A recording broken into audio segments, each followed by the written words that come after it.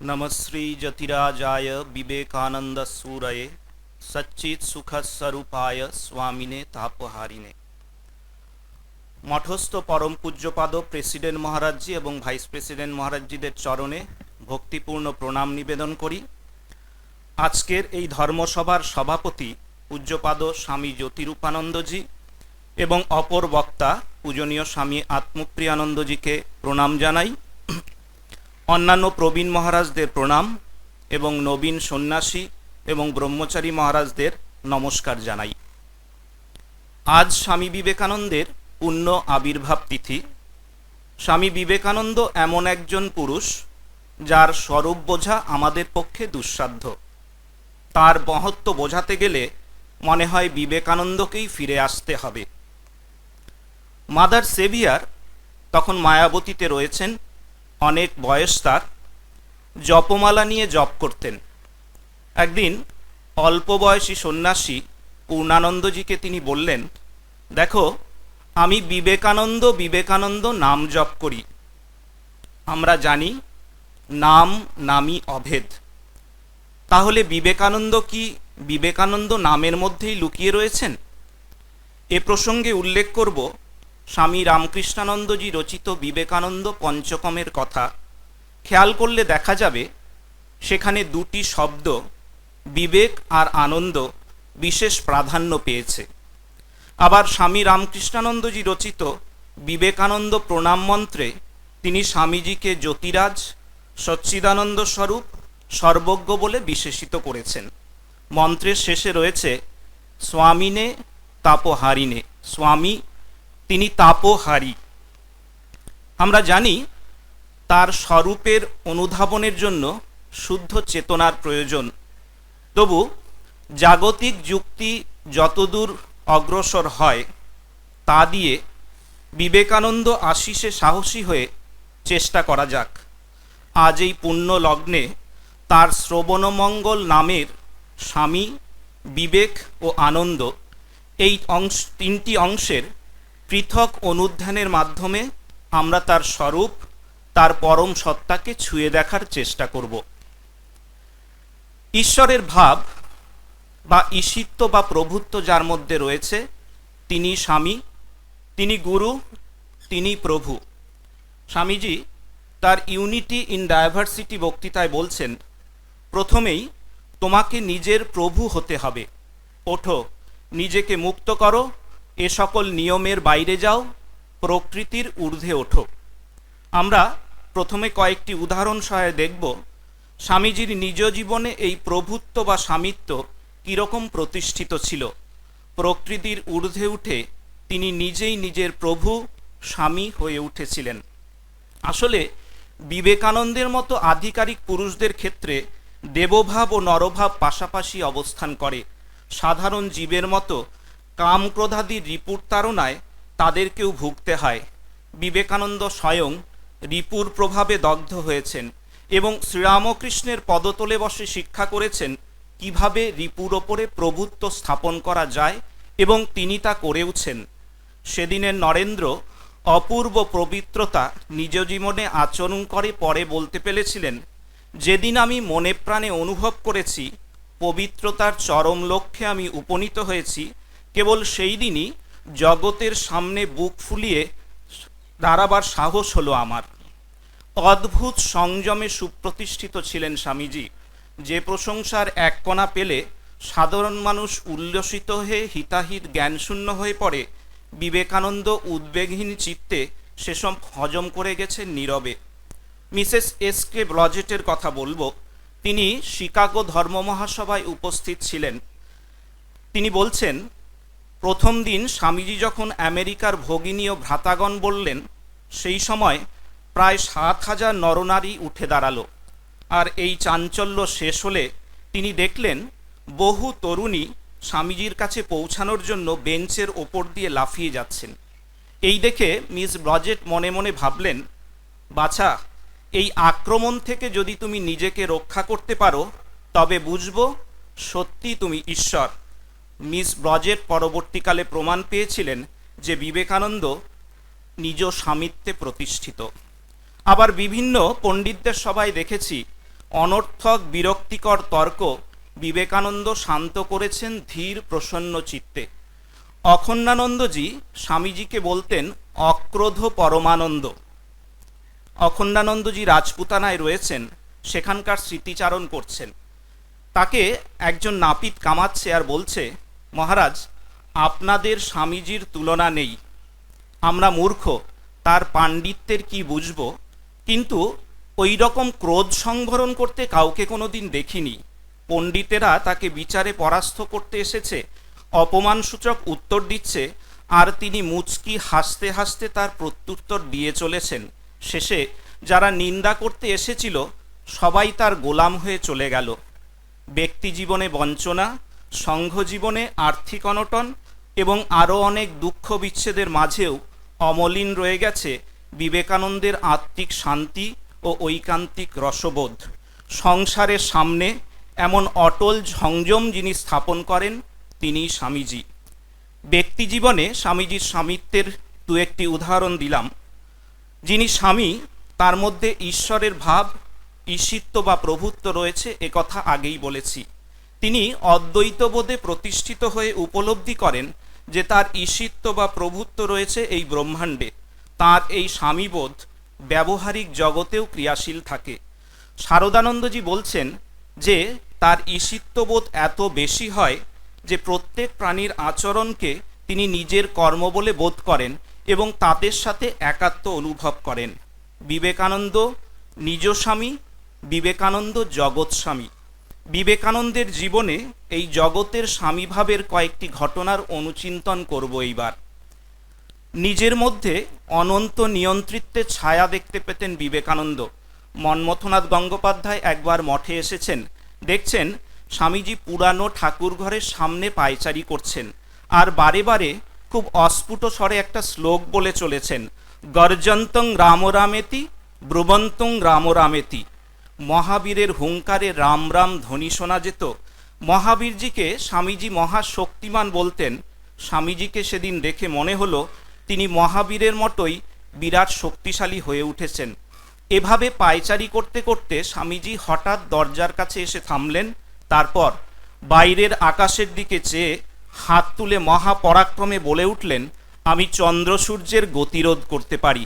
অপূর্ব এক দৃশ্যের সৃষ্টি হয়েছিল। সর্বগামী ছিল বিবেকানন্দের মন, অন্যের সাথে একাত্ম অনুভব ছিল তার স্বাভাবিক।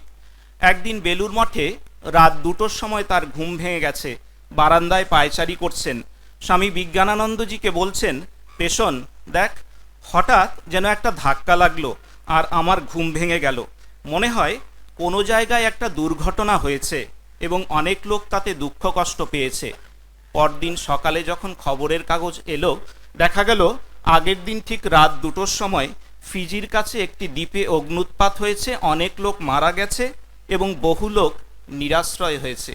পরবর্তীকালে এই ঘটনা স্মরণ করে বিজ্ঞানানন্দজি বলেছিলেন, দেখলাম সিসমোগ্রাফের চেয়েও স্বামীজির নার্ভাস সিস্টেম মোর রেসপন্সিভ টু হিউম্যান মিজারিজ। দেশ বিদেশের অগণিত নরনারী স্বামীজির চরণ প্রান্তে এসে স্থান নিয়েছেন।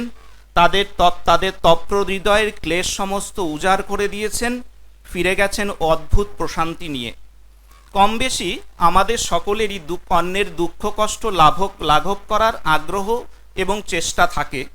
জগতের দুঃখে তপ্ত জর্জরিত বিবেকানন্দের মনোভাব এই সকলকেও ছাপিয়ে যায়। মহাপ্রাণ বিবেকানন্দ দুহাত বাড়িয়ে হাঁক ডেকে সকলকে বলছেন, দেখো, দুঃখভার জর্জরিত যে যেখানে আছো সব এসো, তোমাদের সব বোঝা আমার ওপর ফেলে দিয়ে আপন মনে চলতে থাকো আর তোমরা সুখী হও। ভুলে যাও আমি একজন কোনো কালে ছিলাম। স্বামীনে তাপহারিনে, তিনি তাপহারি। মানুষের তাপ হরণ করার জন্য বিবেকানন্দ শুধু প্রস্তুতি নন, তিনি সেই তাপকে আকর্ষণ করছেন। কি অসামান্য এই মানসিকতা! মনে হয় তার দুঃখ শোষণ আজও একই ধারায় অব্যাহত রয়েছে। বিবেকানন্দের ক্ষেত্রে অদ্বৈতবোধের অনুভূতি তার করুণাঘন গুরুভাবের উৎস। স্পর্শ বা ইচ্ছা মাত্রেই তিনি ব্রহ্মজ্ঞান দিতে পারতেন। মন্মথনাথ গঙ্গোপাধ্যায় মঠে এসেছেন। তিনি স্বামীজির কাছে মায়ার সম্পর্কে জানতে চেয়েছিলেন। স্বামীজি মায়া নিয়ে বলতে শুরু করলেন। তার কথা শুনতে শুনতে মন্মথবাবু স্থূল ইন্দ্রিয় রাজ্য ছাড়িয়ে এক অতি সূক্ষ্ম সত্তা অনুভব করলেন এবং কিছুক্ষণের মধ্যেই মন্মথবাবুর সামনে মঠ, মঠের বাড়িঘর, গাছপালা সমস্ত কিছু কাঁপতে লাগলো এবং কিছুক্ষণ পরেই এই যা দৃশ্য জগৎ সেইটা মিলিয়ে গেল এবং স্বামীজিও তার দৃষ্টির বাইরে চলে গেলেন। কিছুক্ষণ পর এই জগতে যখন তার মন ফিরে এলো, একটা স্বপ্নের ঘোর লেগে রইল। এই অনুভূতির পরে তিনি তার ব্যক্তিত্বের মধ্যেও একটা পরিবর্তন অনুভব করলেন। সেই সময়ে তার মনে হচ্ছিল এক অখণ্ড অবিভাজ্য সত্তা সর্বত্র বিদ্যমান এবং স্বামীজি, এই মঠ এবং তিনি সব যেন তার মধ্যে একটা অংশ। এই রকম অবস্থায় মন্মথবাবু স্বামীজিকে জিজ্ঞেস করলেন, স্বামীজি, আপনিও তো মায়ার অন্তর্গত, আপনার মঠ, স্কুল, দরিদ্র সেবা এসব তো মায়া, আপনার এসব করবার কি দরকার? স্বামীজি হেসে বললেন, হ্যাঁ, তুই ঠিকই বলেছিস, তবে কি জানিস, আমি মায়ার মধ্যে রয়েছি বটে, কিন্তু আমি মায়ার সঙ্গে খেলা করছি। যে মুহূর্তে ইচ্ছে হবে সেই খেলা ছেড়ে দেব। আমরা এবার বিবেকানন্দের বিবেকের অনুচিন্তন করব। রামকৃষ্ণানন্দজি বিবেকানন্দ পঞ্চকমে স্তুতি করছেন, যিনি বিবেকদানেই আনন্দিত, বিবেক সম্ভূত আনন্দে যিনি নিমগ্ন চিত্ত, বিবেক জ্যোতিতে যিনি রমণীয় রূপশালী, সেই বিবেকীকে সর্বদা নমস্কার করি। এমনই বিবেকানন্দ হাতে ধরে তার প্রিয় শিষ্য ও অনুগামীদের শিখিয়েছেন কিভাবে নিয়ত বিচারে বিবেকে সুপ্রতিষ্ঠিত হওয়া যায়, কোনটি পাপ কর্ম আর কোনটি পুণ্যকর্ম সে বিচার কিভাবে করতে হয় তা শেখাচ্ছেন অতি সুন্দরভাবে। বলছেন, যাতে অন্য কারোর কোনো প্রকার কষ্ট উপস্থিত হয় আর যা করলে শারীরিক, মানসিক বা আধ্যাত্মিক কোনো রকম দুর্বলতা আসে সেরকম কাজ করবে না, সেটাই পাপ এবং তার উল্টোটাই পুণ্য। এখানে একটি বিষয় উল্লেখ করব যে বিবেকানন্দের বিবেকের অনুসন্ধান করা কিন্তু আমাদের উদ্দেশ্য নয়, উদ্দেশ্য তার বিবেকের অনুচিন্তন, মনন, আর তাই আমাদের সাধন। কেননা শঙ্করাচার্য গীতাভাষ্যে বলছেন, অধ্যাত্মশাস্ত্রে সিদ্ধপুরুষ বা মহাপুরুষদের যা লক্ষণ সাধকের বা সাধারণের তাই অনুশীলনীয়।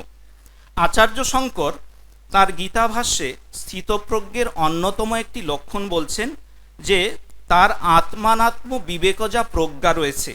সদসৎ বিচারে স্থিত হয়ে যিনি পরম তত্ত্বকে জ্ঞাত হয়েছেন তিনি স্থিতপ্রজ্ঞ। সুতরাং স্থিতপ্রজ্ঞ বিবেকানন্দের বিবেকের অনুধ্যান আমাদের সাধনার পরম অঙ্গ, সে বিষয়ে কোনো সন্দেহ নেই। শাস্ত্রে প্রধানত তিন ধরনের বিবেকের কথা পাই: নিত্যানিত্য বস্তু বিবেক, অবস্থাত্রয় বিবেক এবং পঞ্চকোষ বিবেক।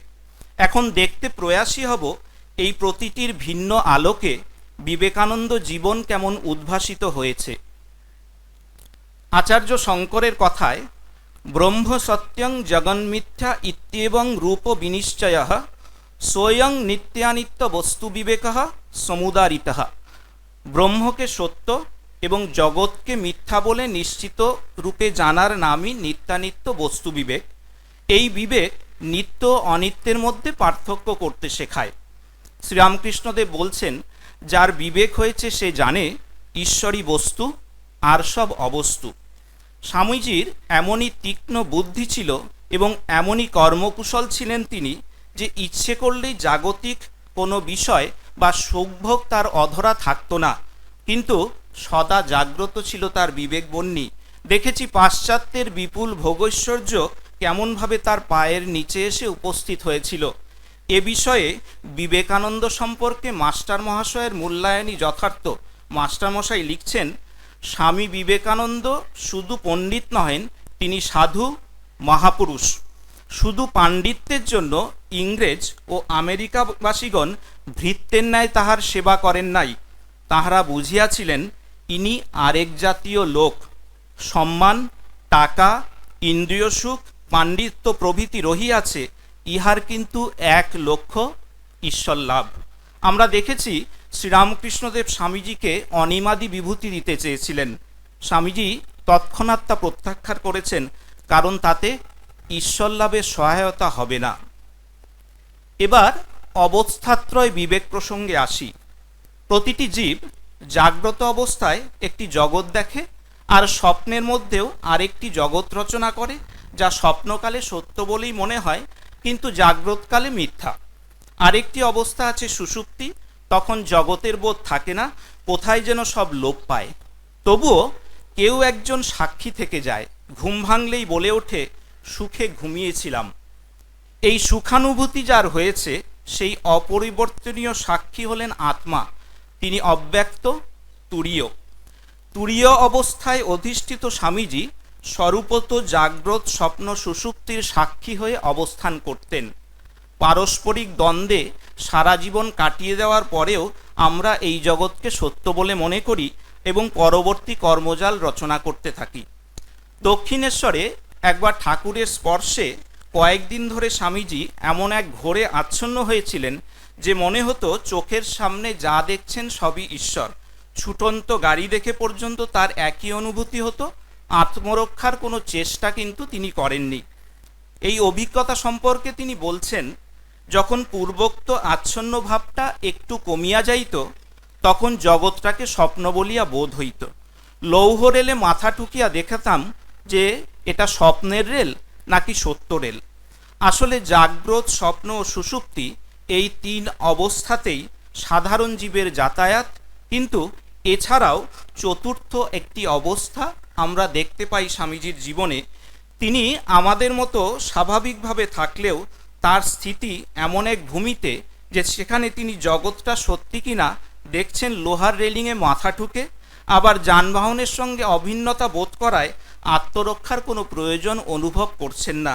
এই বিবেক তার সহজাত, পরবর্তী জীবনেও বহু ঘটনায় কিন্তু সেটি প্রকটিত হয়েছে। বেদান্তের আরেকটি বিচার আছে, পঞ্চকোষ বিবেক। শঙ্করাচার্য মানুষের স্বরূপ বা আত্মাকে চিহ্নিত করছেন অবস্থাত্রয় সাক্ষিষ্যন পঞ্চকোষ বিলক্ষণাহা। আত্মাকে যেন পাঁচটি খোল বা কোষ আবৃত করে রেখেছে। আমি দেহ নই, মন নই, প্রাণ নই ইত্যাদি যে বুদ্ধিতে প্রতিভাত হয় সেটি বিবেক, পঞ্চকোষ বিবেক। দেহাদি বিবিক্ত আত্মা, এই বোধে নিত্য প্রতিষ্ঠা ছিল স্বামীজির। স্মরণ করি, কাশীপুরে নির্বিকল্প সমাধি থেকে উত্থিত হয়ে নরেন্দ্রনাথের দেহবোধ আসছিল না। চিৎকার করে বলেছিলেন, গোপালদা, গোপালদা, আমার শরীর কোথায় গেল? পাশ্চাত্যে স্বামীজির একটি ঘটনা বলি। মিস ওয়ার্ল্ডো এবং স্বামীজি নিউ ইয়র্কে একটি বাড়ির বৈঠকখানায় ছিলেন। বৈঠকখানাতে সিলিং পর্যন্ত উঁচু একটা বড় আয়না ছিল। ওয়ার্ল্ডো লক্ষ্য করলেন স্বামীজি বারবার সেই আয়নার সামনে দাঁড়িয়ে খুঁটিয়ে খুঁটিয়ে নিজেকে দেখছেন, আর মাঝে মাঝে সেখান থেকে গিয়ে অত্যন্ত চিন্তামগ্ন হয়ে ঘরের মধ্যে পায়চারি করছেন। মিসেস ওয়ার্ল্ডো কিন্তু খুব উদ্বিগ্ন চিত্তে স্বামীজিকে অনুসরণ করে চললেন এবং মনে মনে ভাবলেন, হিন্দু সন্ন্যাসী, তুমি এতদিনে ধরা পড়ে গেছো, তোমার দেখছি রূপের অহংকার রয়েছে। মিসেস ওয়ার্ল্ডো যখন মনে মনে এই ধরনের চিন্তার জাল বুনে যাচ্ছেন, স্বামীজি হঠাৎ করে ঘুরে দাঁড়ালেন তার দিকে, বললেন, কি আশ্চর্য, দেখো অ্যালেন, আমার চেহারাটা কিছুতেই আমি মনে করতে পারছি না। আয়নায় এতবার করে নিজেকে দেখছি, কিন্তু যেই মুখ ফেরাচ্ছি অমনি আমাকে যে কেমন দেখতে সেটা ভুলে যাচ্ছি। দেহাদি বিবিক্ত আত্মবোধে নিত্য প্রতিষ্ঠিত থাকাটাই ছিল স্বামীজির সহজাত স্বাভাবিক অবস্থা। অন্য অবস্থায় আসা ছিল তার পক্ষে কষ্টসাধ্য। আমরা তিনটি দৃষ্টিকোণ থেকে বিবেকানন্দের বিবেকের অনুচিন্তন করলাম। এবার বিবেকানন্দের আনন্দ এর অনুধ্যান করব। বিবেকানন্দ প্রতিষ্ঠিত ছিলেন বিবেকে। তার বিবেক আমাদের ধ্যানগম্য, আর তিনি বিবেকে প্রতিষ্ঠিত, তিনি স্থিতপ্রজ্ঞ, তিনি ব্রহ্মে প্রতিষ্ঠিত। উপনিষদ বলছে, আনন্দ ব্রহ্মেতি ব্যজানাত। আনন্দই ব্রহ্ম। যিনি ব্রহ্মে প্রতিষ্ঠিত তিনি আনন্দে নিত্যস্থিত। সুতরাং বিবেকী বিবেকানন্দ স্বয়ং আনন্দ স্বরূপ, আনন্দময়। শ্রীরামকৃষ্ণ কথামৃতে আমরা তিন ধরনের আনন্দের কথা পাই। এই জগতের বিষয়ে আনন্দের কথা বলছেন শ্রীরামকৃষ্ণদেব। স্বামীজিকে দেখা গেছে তিনি অতি নগণ্য জাগতিক কর্মেও সদা প্রফুল্ল থেকেছেন, হাসি মজা করছেন। তার উৎস কোথায়? আসলে এই জগৎটা স্বামীজির কাছে নেহাতি একটা রঙ্গমঞ্চ। ফ্রান্সিস লেগেটকে ভারী সুন্দর একটি চিঠি লিখেছেন স্বামীজি। সেখানে তিনি লিখছেন, দেখো, যিনি লীলাময় তিনি এই জগৎনাট্যের সব অংশেই এই সব হাসি কান্নার অভিনয় করছে। আর কীরকম জানো তো, এই জগতের ক্রীড়াক্ষেত্রে একদল স্কুলের ছেলেকে খেলতে ছেড়ে দেওয়া হয়েছে। তারা সবাই চেঁচামেচি করে খেলছে। আচ্ছা বলো দেখি, আমি কার নিন্দা করব, কার সুখ্যাতি করব? এ সবই তো তার লীলা খেলা। সেই সাথে একটি খুব গুরুত্বপূর্ণ কথা বলছেন স্বামীজি। বলছেন, দেখো, আমি তার খেলার সাথী। এ তো বড় মজার জগৎ, কিন্তু এই মজার জগতে সবচেয়ে মজার লোক তিনি সেই অনন্ত প্রেমাস্পদ প্রভু। স্বামীজি তখন রিজলি ম্যানারে রয়েছেন, একদিন ধ্যানস্থ হয়ে আছেন। ঠিক সেই সময় হোলিস্টার স্টার্জেস স্বামীজির পাশে দিয়ে যাচ্ছিলেন। তার মনে হলো স্বামীজি যেন কারোর সঙ্গে কথোপকথন চালাচ্ছেন, কিছু নিয়ে কথা চলছে। ধ্যান ভাঙলে তিনি স্বামীজিকে জিজ্ঞেস করলেন, আপনি কার সাথে কথা বলছিলেন স্বামীজি? স্বামীজি বলছেন, না, কারোর সাথে তো নয়, আমি তো একাই ধ্যান করছিলাম।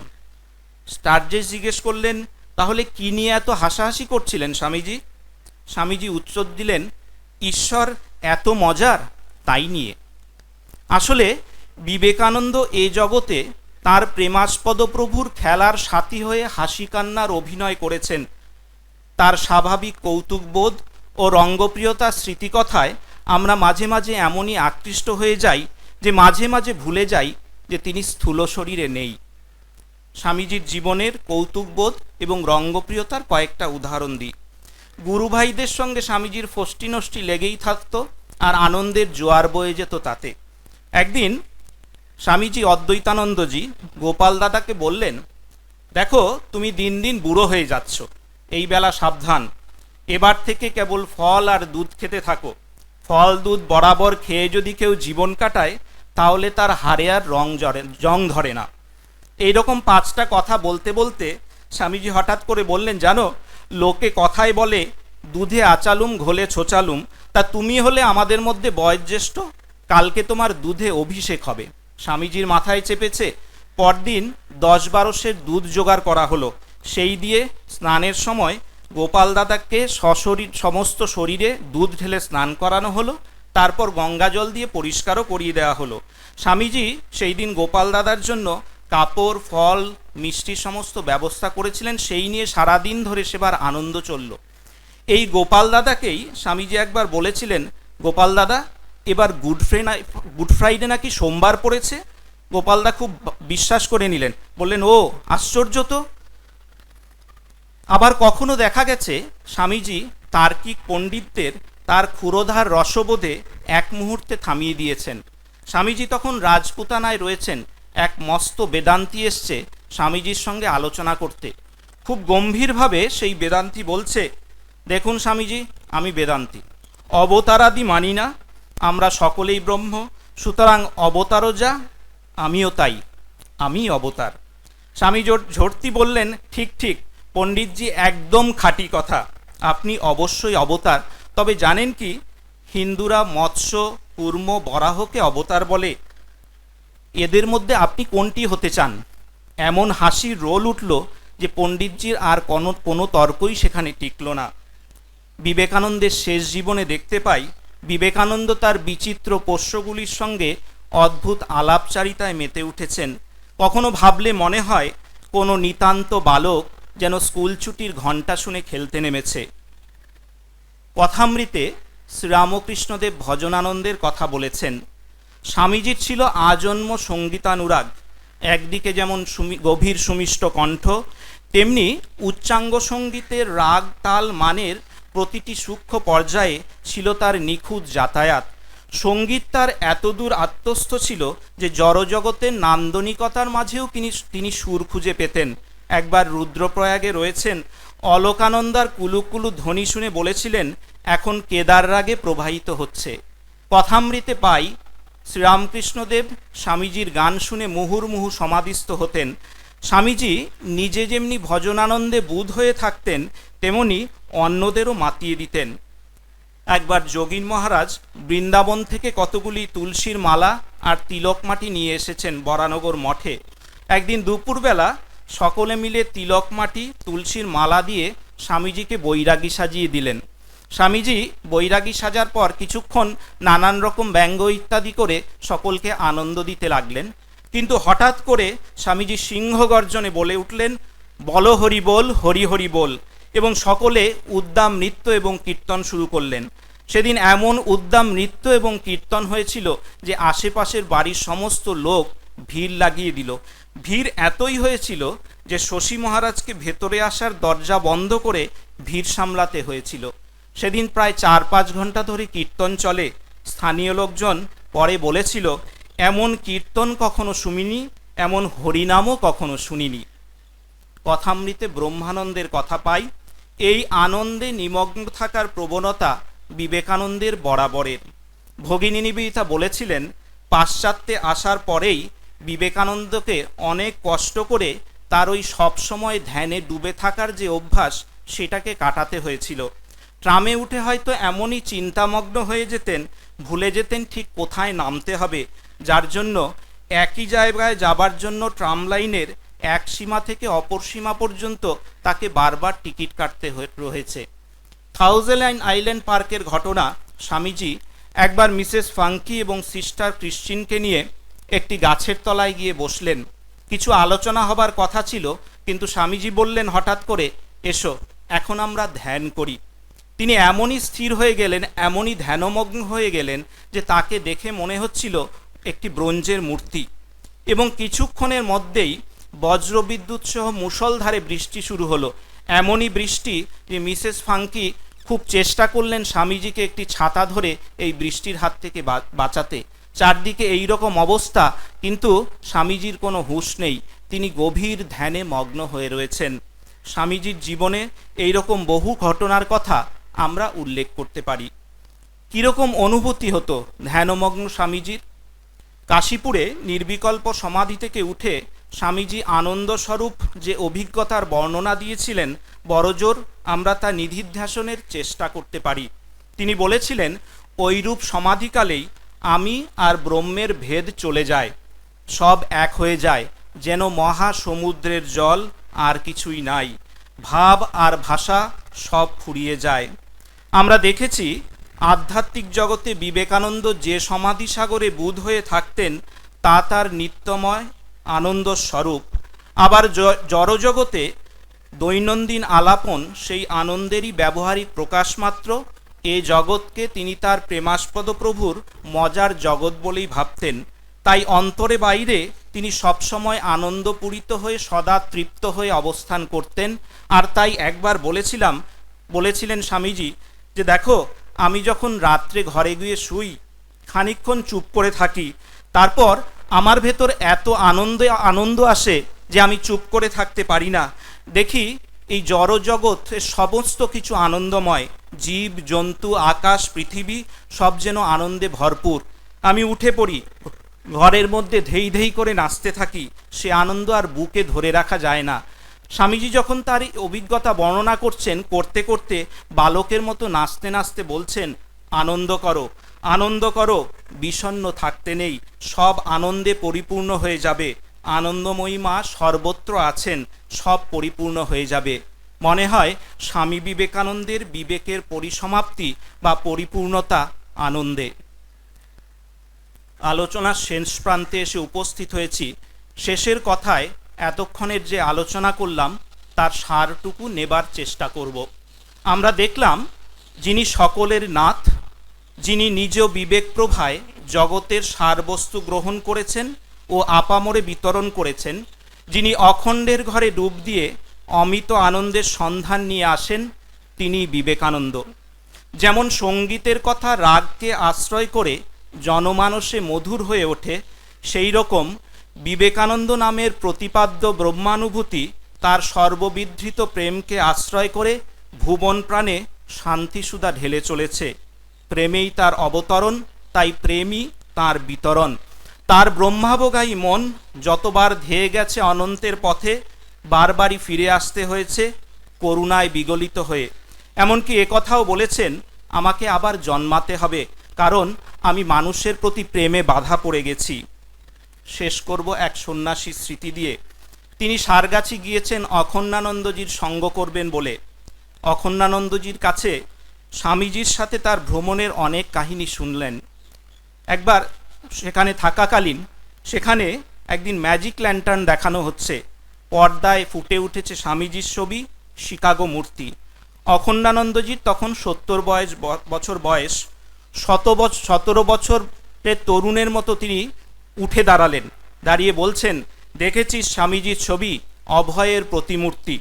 স্বামীজি এই যুগের প্রত্যক্ষ দেবতা, তার কথাই লোকে আগে বুঝবে, তার ভিতর দিয়েই ঠাকুরকে বুঝবে। ঠাকুরের দেখা পাওয়া সহজ নয়, স্বামীজির দেখা পাওয়া সহজ। তিনি তোমার আশেপাশে ঘুরছেন দেখা দেবেন বলে। মূর্ত জাগ্রত বিবেকানন্দের কাছে আজকের দিনে প্রার্থনা করি, তিনি আমাদের বিবেক জাগ্রত করুন, আমরা পরমানন্দের আস্বাদ পাই। ওম শান্তি শান্তি শান্তি।